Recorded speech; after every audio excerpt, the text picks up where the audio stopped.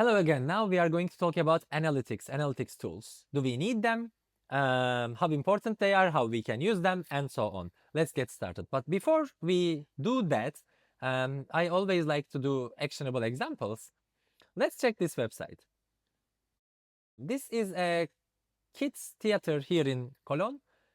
I met them yesterday during our event here, and I would like to highlight some of the things that I highlighted during the event, which will kind of show us how we can also use the web analytics while we are trying to optimize our conversions and sales.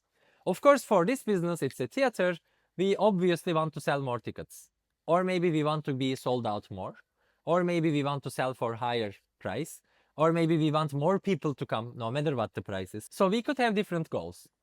And then we of course choose these images, texts and programs.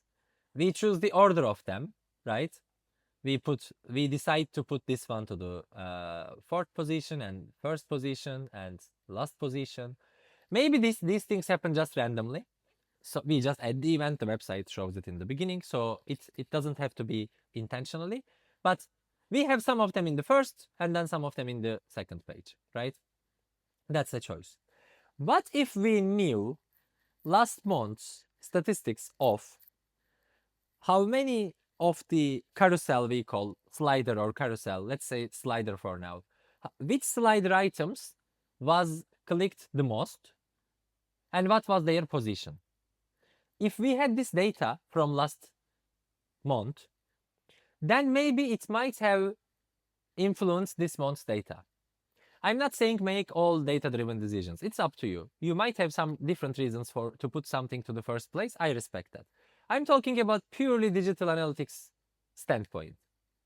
What we would like to put, of course, is that if the image at the, let's say if this one got the most click-through rate, like it clicked the most out of how many times it was shown, then maybe I would think either the color green works well, or the image worked well, or the program worked well. This is a good data to have. The data analytics tools can offer this to us.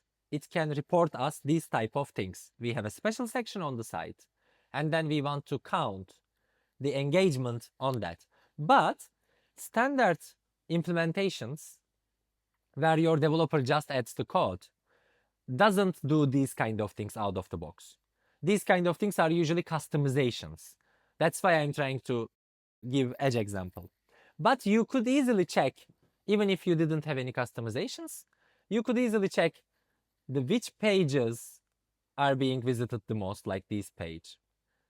How many seconds people spend on those pages, and so on. So you could still see many of the data, but not this deep as I thought. Okay, so another example could be, I'll just view this program, and now I'm seeing the probably details about it, and then what should I do to maybe book the ticket or to attend?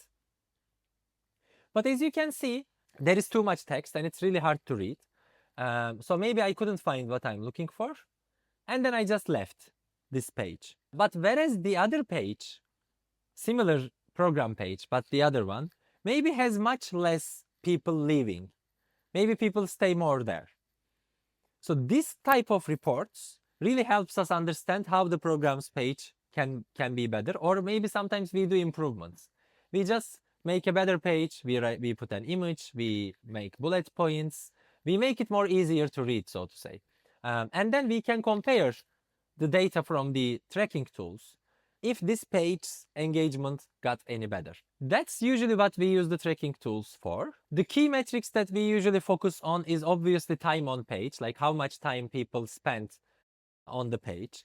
Bounce rate, that's an old metric. We don't have that much new analytics tools, but that was very helpful. That would show us people who left the site without taking any of the actions that we wanted. Conversion rate, like how many people comes to the page and how many people converts of them, the conversion rate. And we can check conversion rate by page and by channel too. So that's really useful. We could say conversion rate of Instagram is much higher. People who comes from Instagram buys more on the site compared to people who comes from TikTok, so to say. And then we could also like to check the new and returning visitors, like how many people are new and how many people are returning.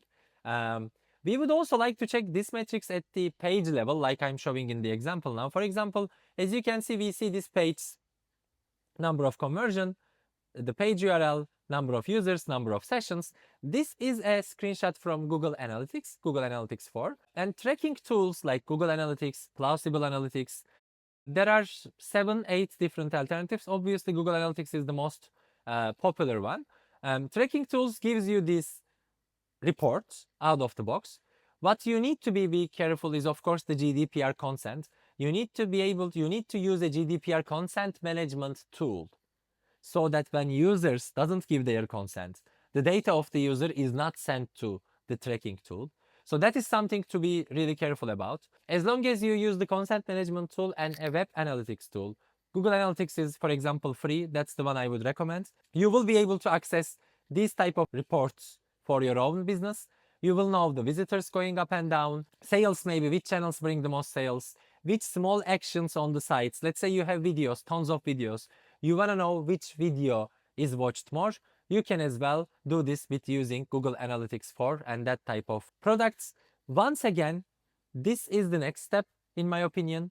Firstly, we need to have a proper website, optimize it, and then we need to think about maybe tracking and this type of things. But we needed to mention because that's an important part of digital marketing. But I always see it as a next step. If your website is not good now, it won't help you that you track everything down. So focus on the website, focus on the content, focus on bringing more people to your website, and then analytics will come next, I would say. Thanks for watching and see you in the next video.